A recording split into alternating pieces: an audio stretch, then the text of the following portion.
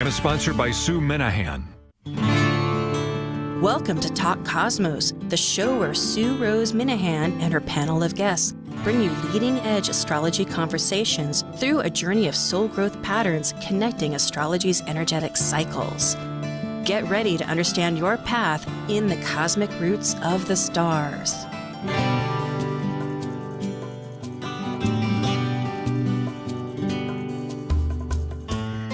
Hello again. I'm Sue Rose Minahan. This is Talk Cosmos, leading edge conversations, awakening the authentic self for soul growth. And today is November 6th, just a few days before this illustrious lunar eclipse. That's when the moon crosses in front of the Earth's shadow. We have slides more than we can really discuss. You can feel at your pace a moment to check some of the details. And just a fast comment, though, that this particular eclipse, which is going to be on the 8th, which happens to be election day for the United States of America, and it will be at East Coast time early in the morning. So we are now ready for Planet Buzz. Focusing on planetary ecliptic orbital cycles and planetary pairs called synodic cycles connecting the planets at the same degree that begin our relationship, these are the members of Planet Buzz.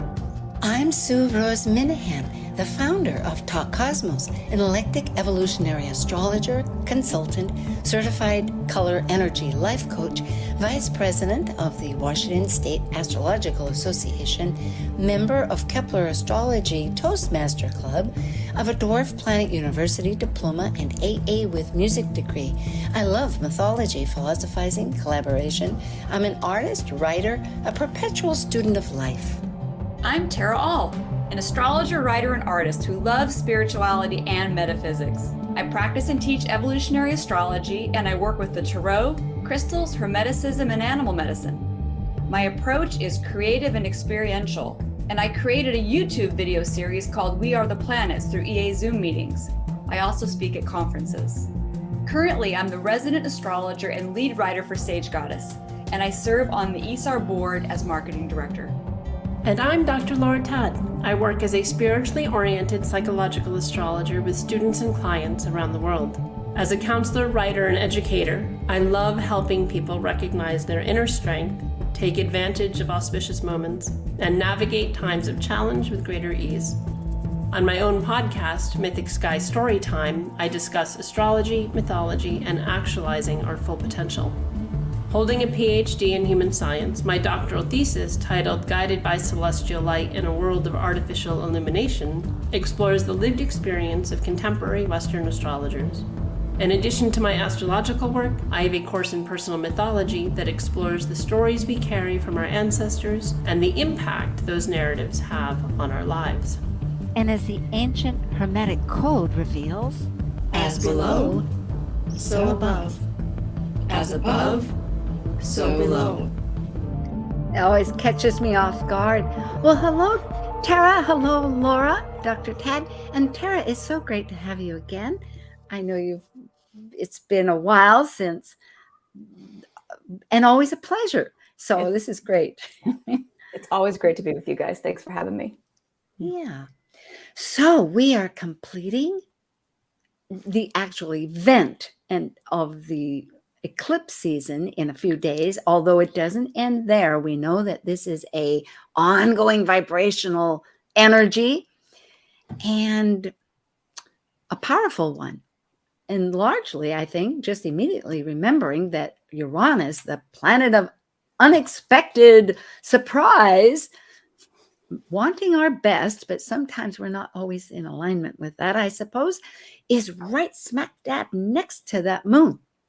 So, any immediate thoughts before we look at the chart and everything, or should we just dive in? I think time to do something different, individually and collectively, that's for sure. Yeah. And I think, too, one of the things that is helpful with any eclipse is to look at what node it's connecting with, right? Is it about how much of it is the past versus the future? And so for this particular one, that it's conjunct in alignment with the North Node, it's much more forward thinking. And so that's a whole variable too of this, of in that revolutionary, innovative energy that can get very stuck in Taurus. Taurus doesn't like to move very much. And yet all of this energy is about looking forward and being innovative and revolution, as just at the like bare bones theme of it. And it's rather a paradox because we have two major planets that are retrograde. We have Mars in Gemini, that's in its retrograde path, and what I love, and Jupiter. And what I love about retrograde planets, reading about it, is that when you're forward, you see forward, but when you're retrograde, you look forwards and backwards. Only, I don't know how much solace that really is, because it can be pretty involved, right? But it does give, at least you're not only backwards. I think that was what I was grateful for. But that's powerful to have Mars and Jupiter. Jupiter now in Pisces. Yes, I have to remember. Maybe we should look at the chart. Should we look at the chart? Yeah, and I don't. Okay. I know that we look at retrograde planets like from our geocentric view here on Earth. We see them as moving backward. I think of it oftentimes as inner versus outer too, not just backwards versus forward. And that gives it a little different feel, a little different, I guess, context to it. Tara, you always crystallize it's nicely, kind of like redesign the food. Like, okay, we've gone shopping, we put it all on the counter, but we're having people over. So why don't we just arrange it this way? It's very good. I am a Cancer, so you know. that was a good analogy. Yeah. Okay. So here we are. Oh, this slide, to remind people, it is within the lunar nodes when eclipses occur, and it's different from a solar versus a lunar. The nodes is that path of the sun and the moon. It's a lot of astronomy. You can learn more about it, but essentially the light gets blocked. So unless we have another comment, shall I go to the next slide? No. Okay. Yeah, sure. Here, again, for people's details, it will be on the 8th, on Tuesday. It's a total eclipse. It's full moon, which is the same as lunar eclipse. It's right in the middle at 16 degrees Taurus and 1 minute. And speaking of East Coast time zone, it'll be at 6 o'clock in the morning, 2 minutes after. So adjust your time, meaning 3 o'clock in the Pacific Northwest. And here in Hawaii, it'll be at 1 o'clock. So I'll be up with the waves. So because we can all see it, it's sweeping across the Americas and even the Pacific. Or midnight for you. We're now only 5 hours different because we just changed this morning. Right. But wouldn't that be if it's 3 o'clock? Yeah, it'll be 1 o'clock. I know, it's always a toggle, but yes. Yeah. And it started during the Renaissance, we might say, 1360. Okay. And this is just more information that came directly out of, I think, Eclipse Wise. But the big point is that if you want to wake up and just see it when it's really happening, the maximum eclipse is going to be at 1 minute before 6 o'clock East Coast time. So, yeah. All right. Here, there we are. There's our chart. And now that we took all that into account, what are we doing? Well, go ahead. I don't know if I took all of that into account, Sue. I want to bring something up. I want to know what you guys think about this. So during a solar eclipse, right, when the moon and sun are together, we talk about the heart eclipsing the head. And please know that I don't look at the sun and moon just as heart and head, right? I think the sun has heart in it too. But archetypally, we think about the sun being that sort of consciousness, right? That sort of mindfulness, and then the moon being more the inner heart. If we now look at a lunar eclipse and it's the opposite way, right? If the head is eclipsing the heart, what do you think that, like at a simple level, what do you think that says to us? I was thinking about this morning, just the difference between, very simply, head over heart for a second, heart over head for a second. It reminds me of a phrase, mind doesn't matter unless you're a piece of cheese. That was just a quick vaudeville statement. Wow. that That is not came what I out of the expected at music all. video. But it does get into mind and matter to a certain extent because it's Earth. The moon is crossing the shadow of Earth. And I do feel that is significant because Earth represents Gaia. It's our body in a sense. It really says a lot about the moon, doesn't it? Because the moon, and this is also just feed for thought, was originally our mind, I believe. Yes, in mythology, if you go way, way back. In Vedic, for sure, moon is mind. Yeah. Yes. And so now we say, maybe because of language and maybe because we've in civilization created so much communication, we speak of Mercury as our mind, although Mercury also in ancient times involved and still does such a voyage between spirit and matter. At any rate, going back to your question, which I think is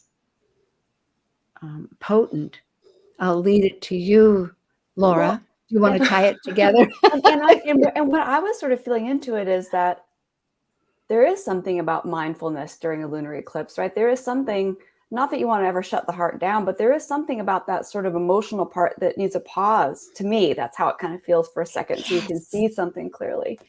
I like this. To me, that's so important. It's like the circuits are literally dismantled or interrupted is the word. A lot like Uranus, that lightning burst coming out where suddenly you're able to visualize a scenario that then goes away, but the memory of it leads you like a vision going forward. So having an eclipse that just breaks that constancy of light, I agree. You think later, or it's mindfulness. That's excellent. I mean, a couple of things, because I think, we had a total lunar eclipse 6 months ago in flipped signs, right? But that was visible in its totality on the East Coast early enough that it was like 11 o'clock at night. So I stayed up for it. And part of what was really interesting, just feeling into that while it was occurring, was, I live in nature anyway, but it was another level of quiet.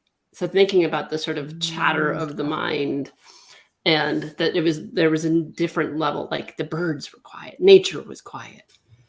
And so in terms of that sort of mind versus heart, and I think it's this interesting blending that with this particular eclipse, I think gets more complicated because the archetypes are so interwoven, right? It's in Taurus, which is governed by Venus, but that's conjunct the sun. So this piece and Mercury, which is mind, often in astrology, is also conjunct the sun. So these layers of mind versus heart with this particular eclipse, I think there's layers of that. Or how much do we think about what we value, or do we value what we think about? Oh, yeah. Good point. And in listening, Laura, I'm reminded that there's this sense of with the nature, because I've experienced an eclipse too with that silence. It's what they used to, or maybe they still call the void, but we know nothing is ever empty. But it is that prehistoric and ancient primal energy that we consider the universe, that homogeneous, I don't know if I guess it's homogeneous, but the energies that we revert back to. I'm not sure if all my language is right, revert back to, but we slide into, or that we gaze into looking, or we experience, or something. Yeah. And again, like that makes me think about how this eclipse is different because it's on the North Node, right? So how much of that inward reflective piece was more dominant, when it's the South Node that's in play, as opposed to the North Node that is this looking ahead and unplanned future, Yeah. as methodical or like as concrete as Taurus might want things to be. You know, the eclipse is breaking that up, right? It definitely, it's like, oh, you thought this was stable, right? But maybe, or what you thought was stability isn't stability, right? No. Oh yeah, for sure. And once Taurus does lock in, I mean, you just got to prove it to Taurus, right? Once Taurus is convinced that it's really worth it and it's locked in, I mean, you can't stop it. Yeah. So we think about it as being sometimes slow, you know, or sometimes not wanting to budge. But I think most of that is just because it hasn't decided that thing's worth it. So you get it like stirred up enough and pushed in that direction. It's probably the best, I guess, chance we have of actually getting something to go forward, which I know seems like counter to what we think, but I think it's true. Yeah, it's like getting the bullseye. I often think of Taurus, you know, Nice. and maybe, perhaps also thinking about Aries, that is like often the bow and aiming, you know, the arrow, and then Taurus, but in Taurus, it's like getting smack dab, right in the center, because everything, as you said, really has purpose, value, and meaning. You know, such as our great teacher Laura Nalbandian. Yeah, she would always say us. all fixed signs are about value, meaning, and purpose. But she would also say that all fixed signs, which of course is Scorpio and Taurus are both fixed signs, they both have a scarcity complex, right? They both at the heart of them have a feeling that something is not there. And I was sharing with you guys before we started the show that I was listening to Colin Bedell, I think with Christopher Renstrom. So I can't remember which one said what, but the conversation, they had mentioned that Taurus and Scorpio are the haves and have not signs, right? That sort of struggle back and forth. And so I think we can see that playing out today, at least in lots of areas of the world, right? That pulling back and forth of what we have, what we don't have, what's enough, what's not enough, and literally fears of, I mean, Taurus starvation comes up, right? Things all the way down to that basic survival. So, yeah, value, meaning, and purpose. And I think for me, one thing with Taurus, I always think about, I think it was Stephen Forrest who says this, that of the earth signs like Capricorn, you know, we'll take whatever mission and go for it, right? Make it happen. But that it's Taurus that has the instincts to know what to choose. That otherwise Capricorn on its own, for example, could just climb all kinds of mountains and do all kinds of things, and it might never be the one. So to me, when we have an eclipse with Uranus and the North Node all right there, the choices we make right now, extra important. Like, I mean, important in the sense that it may be framing way years beyond that we will, you know, long when the three of us are off this planet. Which brings me back to Uranus with the moon, which I know, Laura, you've been also reminding this whole thought about the North Node, and tying what you're both saying together is that making that choice is really in part if we're willing to accept what pops up, rather than, you know, it not be without resistance, because resistance can be, you know, if we get, well, it's the shadow side of anything, but with Taurus can be that complacency. It's comfortable working right now. Like, why change the rut? And maybe, I mean, that's one of the gift of Uranus being there is like, you can't stay stuck with Uranus there. Yeah, no option here, you know.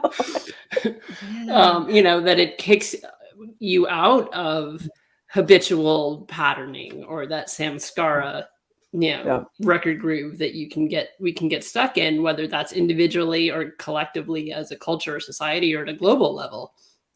And to your point, Tara, about like the decisions we make in like how that is impacting the future, I think that is part of this. And in that Uranian piece too, of sort of seventh generation mindset that we need to take on, that, you know, of how is this impacting generations from now? You know, my great grandchildren, how is what I choose to Tuesday going to impact that generation? or even, I mean, because eclipses aren't just on the day, but the choices we're making in this period of time impacting those that we'll never know, and the need to be mindful in those choices. And it's not just external choices. Of course, that's part of it, but it's also choices of, how I think about things, right? How I frame things, the story I tell myself about what's going on and what things mean, right? How I choose to feel about the people around me. I mean, to me, it's both. And those little shifts on the inside, I mean, they make just as much of an impact as the outside. So I'm only saying this because for people who don't have like a big decision to make, like in their lives right now, it doesn't mean that there's not still something going on that contributes to the collective. And Uranus, of course, is collective intelligence, collective mind. Yeah. It's also synchronicity. So Sue, to your point, if we are able to go with what shows up, like we can be open to that space, we have lots of collective resources, right? That will bring things into our path collectively and individually that really help things to move forward. So I look at Uranus as a big helper, even though it doesn't always feel like a helper, right? Sometimes it feels very upsetting. But yeah.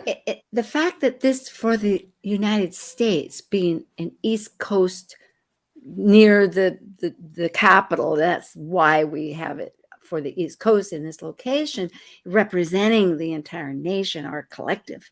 It's in the 7th house of relationships, partnerships, and what complements what we haven't for our wholeness.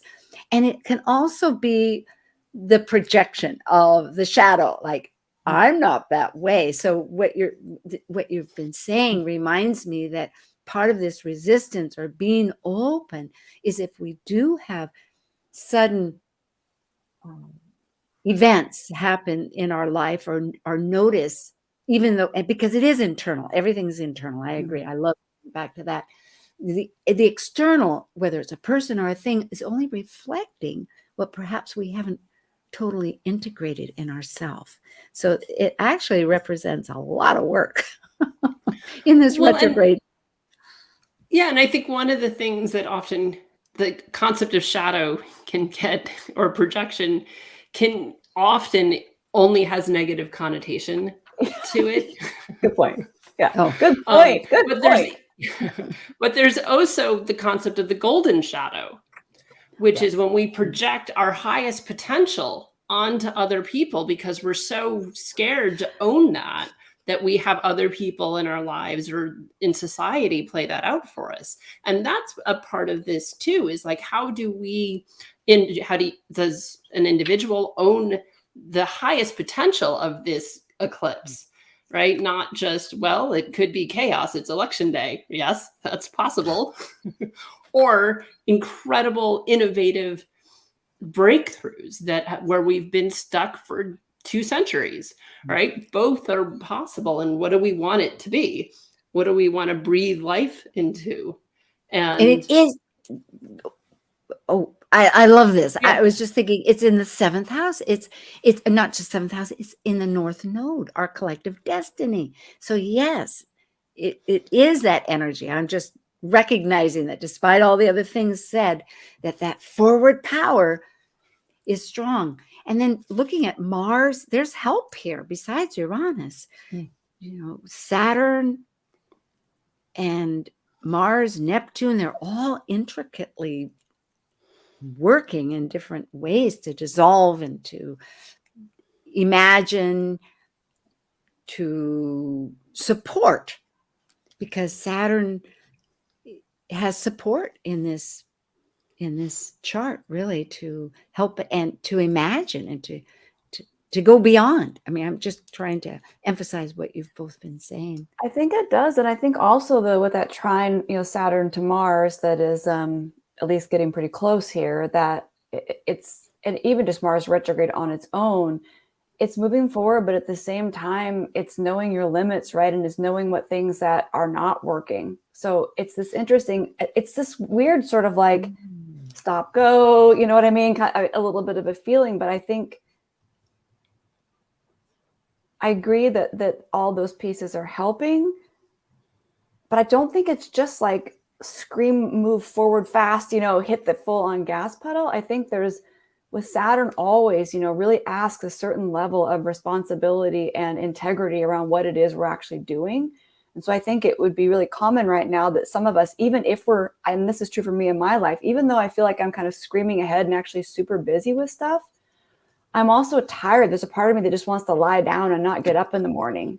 Seriously, like, no, I mean, truly, like, I mean, usually my mind's pretty sharp. And sometimes I sit down to write. I'm a writer, like it's what I do for a living in big part, and nothing comes out, So I think this is like this time of sort of really reconsidering where do our resources go, right? Where are they going? Laura, you said something earlier. I forget about, like, do you value what you're doing, or do you value what you're thinking about, or do you think about what you value, something like that, which I was smiling because it hit straight home for me, Yeah, because I think we can, I don't know, and that's the gift of that, the eclipse in that way, is like to reassess that. Like, how much of what you're saying is just like rote memorization as opposed to actually what you think and feel, and giving voice to that and speaking truth to that. And I think particularly because this eclipse, in opposition with the Mercury conjunct the sun, that there's a piece of that of, and the sun, all of that stellium in Scorpio of like, so what secrets, what have you not been giving voice to? What secrets have you been keeping, maybe? Or truths have you not been speaking, right? Maybe it's not intentional, deceptive secrets. It's just not speaking the truth. Or it's secret to keep from yourself, which makes it really hard to know that you're keeping it from someone else. But I've been thinking, like, if we've got all of that Taurus, right? The moon, Uranus, North Node, it's all ruled by Venus in Scorpio, right? So we add that piece to it as well, even though, there's the sort of the self-sufficiency of Taurus, right? I'll do it myself. I'll move forward, but that's not what's running the show, right? All those things are really kind of under the administration of your Venus and Scorpio, which is all about getting into it together. And I always think about Venus in general is always the question, how are you choosing to partner with life? Not just with, your friends or your lover or whoever it is, but in general, how are you choosing to or to not partner with life? And that's part of the question, I think, here. Deep questions, and we will come back because this eclipse is so close, and I think we felt like it, we've experienced, but yet it's a process, and that's life, and this is wonderful. So this is November 6th, and it's Planet Buzz with Dr. Laura Tad, Tara All, and myself, Sue Rose Minahan. We'll be right back. Thank you.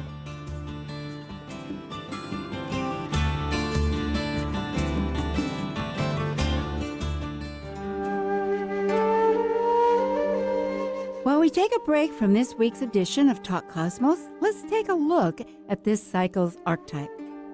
We are currently in the yin period of Scorpio, traditionally ruled by Mars, now ruled by Pluto. By departing a cycle based on comparison between extreme energies finding balance, Scorpio commits a relationship to exchange resources, experiencing power and powerlessness for the purpose of soul growth transformation. As a fixed water sign that is extreme, intense, and secretively deep, Scorpio's passionate nature questions the psychology and mystery concerning life and death. This is Martha Norwalk. Every Sunday morning, beginning at 9 a.m., thanks in part to the Ananda Institute of Living Yoga, we cover the world of animals. This week, it's BEST, bioenergetic synchronization technique, energy codes, Rasmussen reset, and neuroenergetic balancing, with Dr. Nels Rasmussen and Linda Rasmussen joining me in the studio. Together, they can help you or your animal friends with emotional, behavioral, or physical issues. So plan to join us and call in. Martha Norwalk's Animal World, Sunday morning, 9 a.m. to noon, right here on Alternative Talk, AM 1150. Talk Cosmos brings you leading-edge astrological conversations with hour-long programs each week on KKNW. The show goes live every Sunday from 1 to 2 p.m. Pacific. Talk Cosmos weekly programs are also available to watch live on Facebook and YouTube, along with daily chats throughout the week on the Talk Cosmos YouTube channel. While you're there, make sure you click like and subscribe buttons so you can get the full Talk Cosmos experience. Or if you'd rather listen to the show archives with audio only, the entire podcast collection since 2018 is available on most podcast carriers. So, grab your coffee, tea, or kombucha and enjoy the show. Talk Cosmos is celebrating its 6th season and has a special gift for everyone listening to the show, a free mini transit reading from your natal chart. This reading can help you discover your life path forward and make you aware of current opportunities and challenges. Talk Cosmos Kaleidoscope Visions panel invites you to participate in this learning experience and to interact with the astrologers reading your chart in 2023 during the monthly Kaleidoscope Visions show. Schedule your mini transit reading and find more information about the panel at talkcosmos.com. We look forward to connecting with you for a free natal chart mini transit reading during the monthly Kaleidoscope Visions show at 1 p.m. Pacific on Talk Cosmos. Alternative Talk 1150, here to uplift your day. Hello, and we're back again. You know, this is Planet Buzz, and I wanted to say that our actual subject is facing polarized values, which we're drawing in very well. And as far as the retrogrades, I was just checking the ephemeris. They are, as Rick Levine just put in one of his Pulse monthly and bi-monthly podcasts, crawling, because I had not realized, but Mars can go 8 degrees a day, I think, at least, but it's going like 1.5. It's very, very slow. And if you look at it, it's staying at 25 degrees Gemini. In fact, I think today or tomorrow it goes to 24. But the same thing with Jupiter. Jupiter is 29 degrees. They're just really, and it's a parent retrograde. So at any rate, just to say, yes, the lights have been off or about to go off. And it is that mindfulness to pause control. I always think about it. So I want to ask both of you what you might have before we jump in coming up. Dr. Tab, what might you have? So it's still several months away, but I'm going to be in one of 4 women that are running a retreat in Nicaragua, and that'll be on February 26th through March 4th, and it's a goddess retreat. And there'll be a variety of things. I'll be working with people, doing some lectures around phases of the moon and how those also parallel phases of life, and looking at the concept of phase, but phase of life as well. My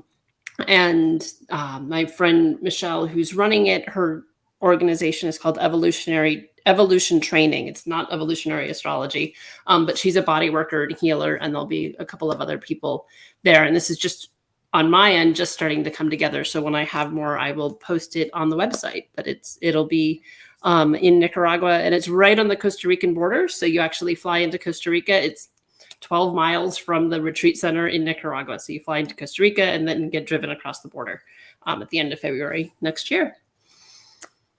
Sounds great. Yeah. And Tara, what have you percolating?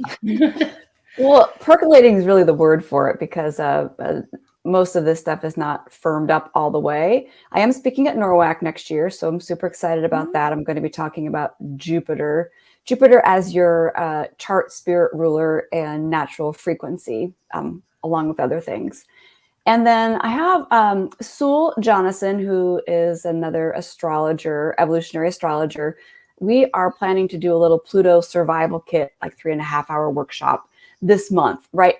We haven't put it out there yet, but it's coming. So if you're interested in that at all, you can just follow me. But she and I have both been going through these just huge Pluto transits over the past couple of years. So we figured that it was time to get together and do something extra meaningful with it.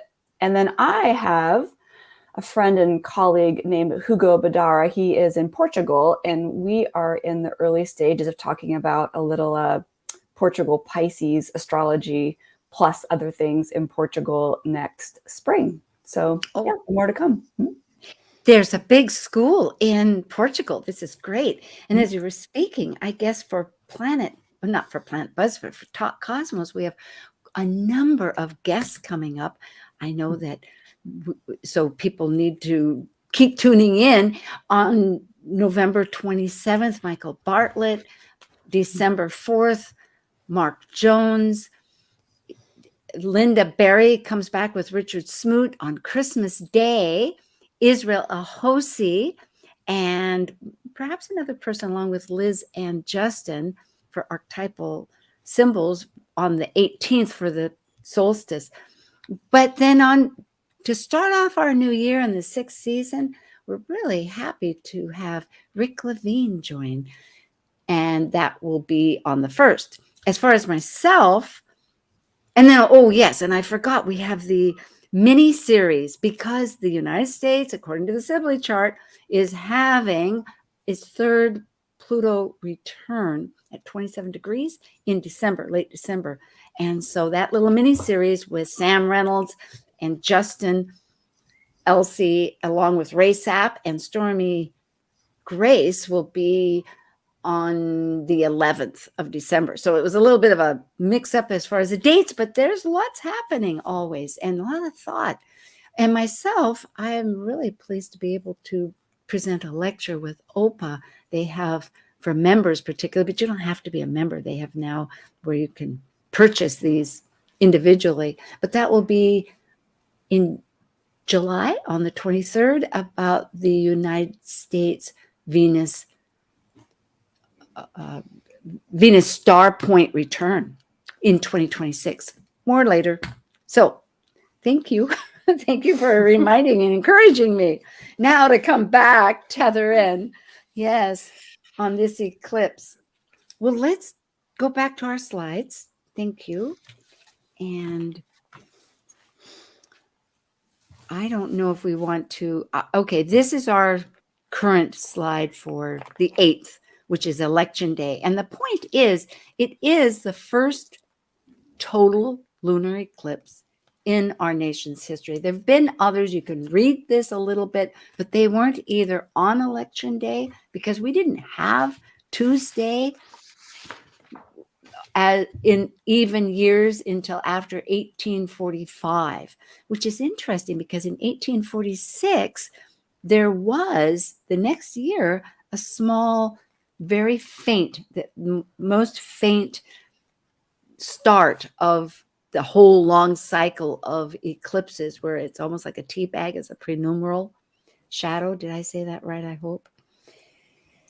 So, and you can find this about earthsky.org. I gave credits because I pulled it out of that particularly because they say it very well. So this is a real event for the United States. Let's see, did I do all three? Okay, so because you can stop and pause it. Here we are, unless somebody has something they want to say about the history of it. Well, I was just going to Laura? say, even though, so that eclipse you were referring to in 1873, that was very close to the election day, but yeah, I wasn't that one, but there was one. Yes, go ahead. So even though for the US it didn't impact politics, there was apparently a scandal politically going on in Canada, and the first Canadian prime minister was ousted just during that eclipse. And the second Canadian prime minister was brought in, and there was a whole scandal around the railroads and money being misappropriated, which is very Taurian, and that maybe being revealed right around that time, which eclipses can eclipse things, but they also reveal things. And so there was this scandal financially going on in Canada around the prime minister, who was the first prime minister of Canada. So like trying to remember, like, yes, this is landing on the election day of the US, but there's a lot of stuff going on globally that echoes some of what we're seeing here with what the eclipse is bringing in. So just trying to remember, like, it's not always, not to be US centric in our interpretation. No, and less, thankfully, we need to unite these voices. It's very true.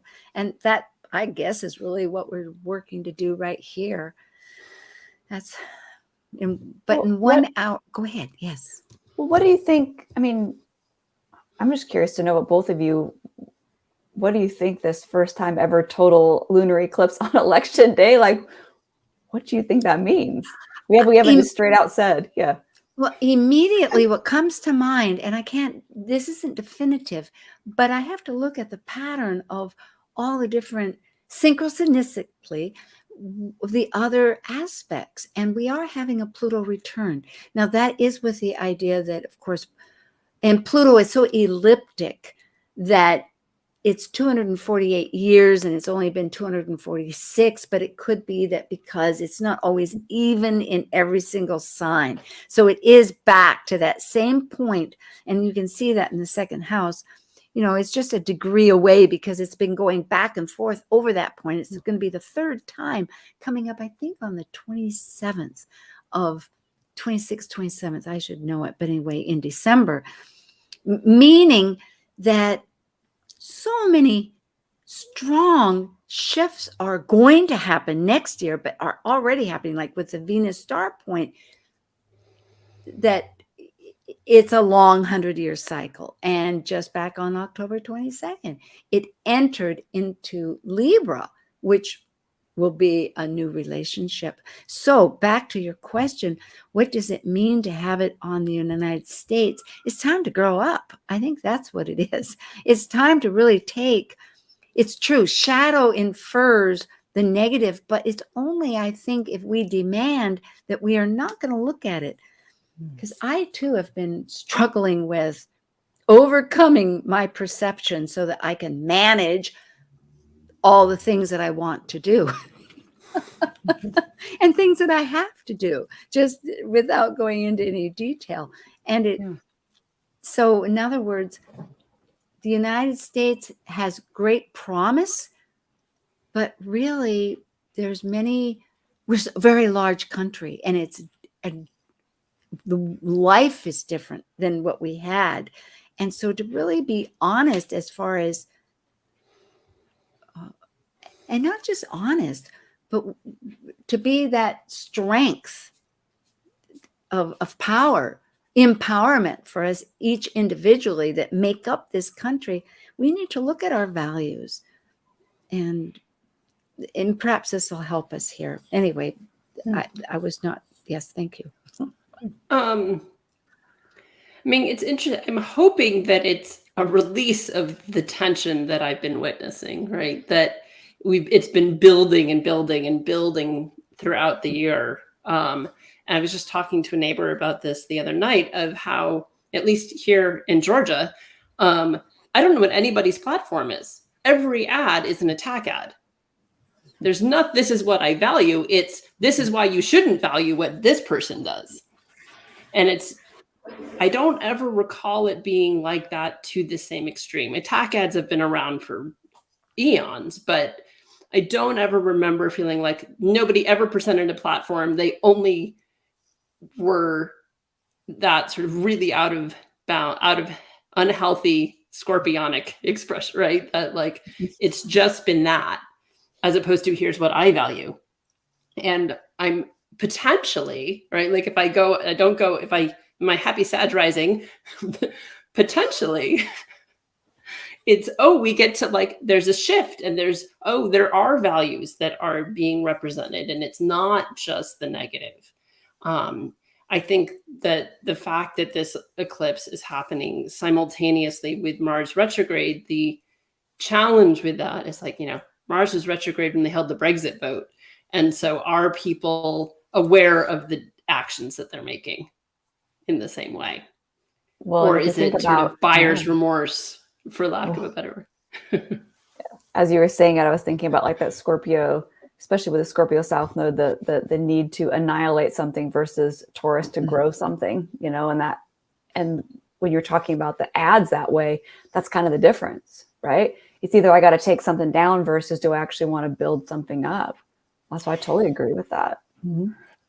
And building on that, I'm realizing that the asteroid Pallas Athena, looks like the little diamond with the cross on it, is being aspected both natally and in transit. And Athena has a legacy of coming out of the head of Jupiter and represents wisdom. She's a warrior wisdom person or energy for us. And so that strongly shows that, I mean, that energy is connecting to how we're thinking, our Mercury, but all of that is in transformation because it's opposing that Plutonian conjunction happening. In other words, what you're saying is really foremost on our hearts and minds. And the other one that she's doing is that our natal palace that is of that wisdom thinking that Vesta, the hearth. So along with that is like, well, if we're going to be reconstructing all this structure of and changing how we're the wise, the mature, the values, all this, our how we feel. I'm thinking about how we think with it in Cancer, but also what about our hearth, which is Vesta, the fire that warms us, that we keep whole, that in a sense is symbolic within us, that is in Aquarius, that yes, it came possibly, thinking of evolutionary astrology, out of trauma, but it's for that purpose of not enlightening, but elevating, bettering for the multitudes. It's a lot of strong, conflicting, powerful. Palace is also, I always look at Palace as how and where and what you need to be a champion of or for. And so to have, that Pluto opposing Palace with then the United States Mercury and Pluto right there in the mix, that there's definitely this need to sort of shift that agenda a little bit, right? What are we actually, who do we stand up for? Whose rights are we trying, Yes. Who is it that we're actually doing something for? All right, is it inclusive?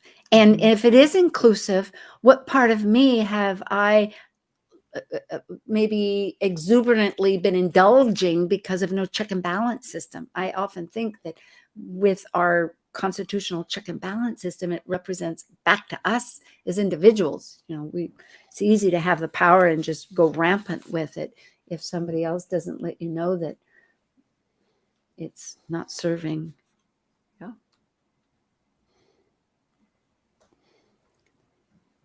Yeah, I mean, I think what are the causes that are driving, right? So yeah, going sort of back to not knowing people's platforms. Okay, what is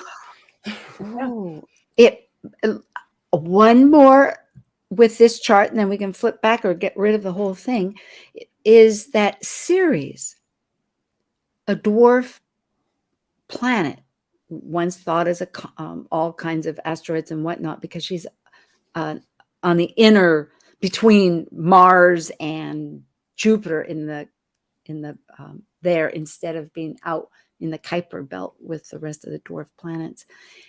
And it's grief. She's the one that, with Persephone in the mythology, lost her daughter, which represents vegetation and many aspects of rebirth, but finally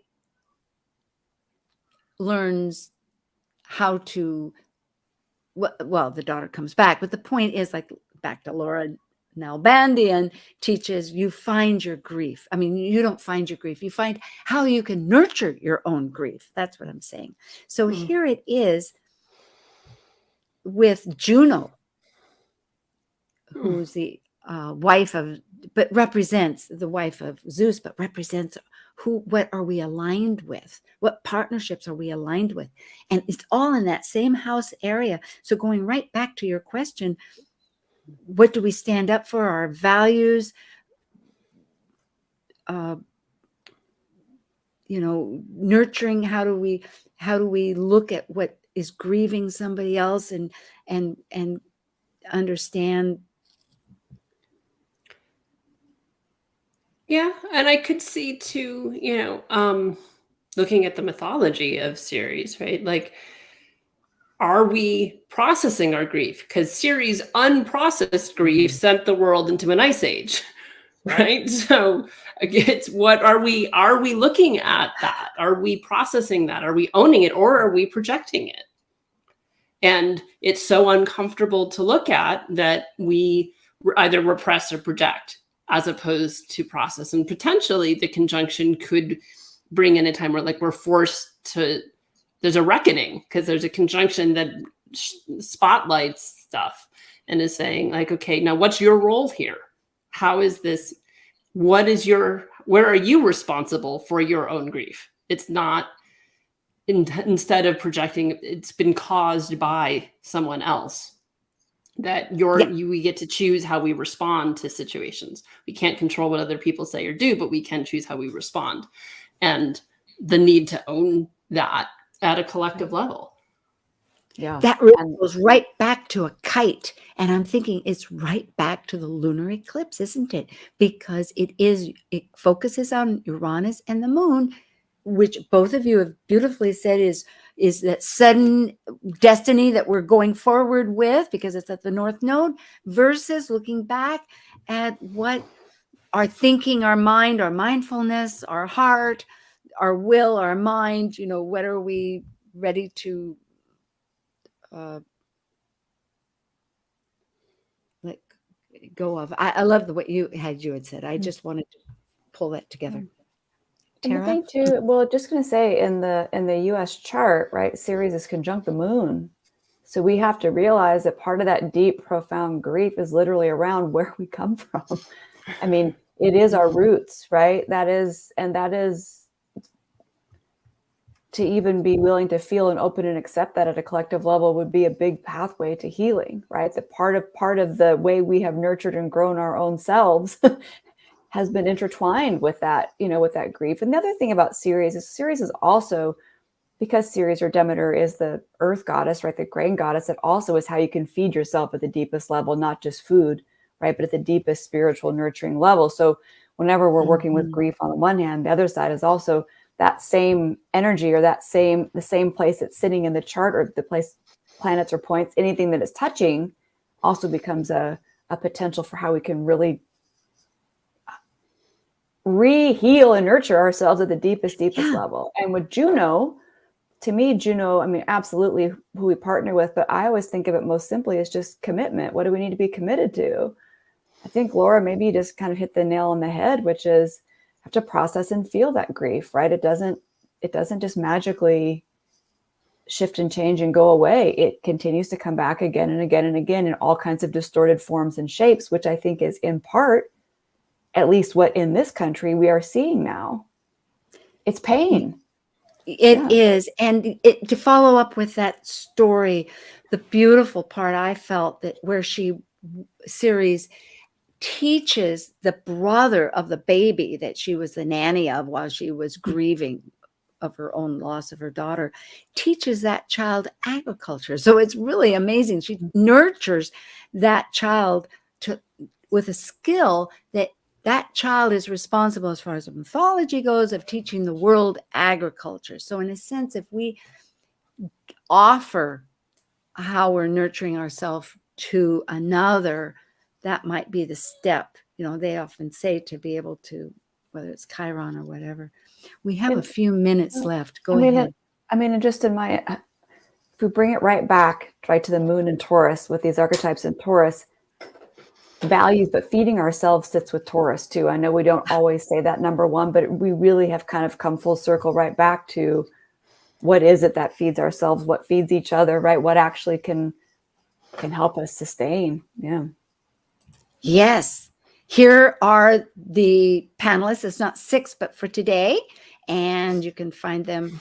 It's Tara All and Mythic Sky with Dr. Tad and myself, of course, Talk Cosmos. And we didn't look at it. We have about a minute or so. But Mars it's activating everything. It's right back to our natal core of the nation. But going back to ourself, our polarized internal values, to commence forward. There's a lot of promise in that. There's so much imagination with Neptune. I hope that was translated too somehow, that despite all of this, there's that creative energy. Yeah. Go ahead. We have a thought. We have a moment. Well, Mars in Gemini retrograde, reclaim our story, right? So part of the hope is we can rewrite it. It's not done. Yeah, it's happening. Yeah. I'm actually trying to write a teaching memoir myself. Please, with all of it. Tara, it's so great to have you again. It's really been a pleasure always. And Thank you. Laura, Yes. you were wonderful. I'll see you next month. Oh, good. Okay. And that'll be Thank you with for Mark joining Jones. us on Talk Cosmos, the show where Sue Minahan and her panel of guests connect soul growth patterns with the energetic cycles of astrology. Be sure to tune in next Sunday at 1 p.m. Pacific Time to continue your journey through the roots of the cosmic pathway.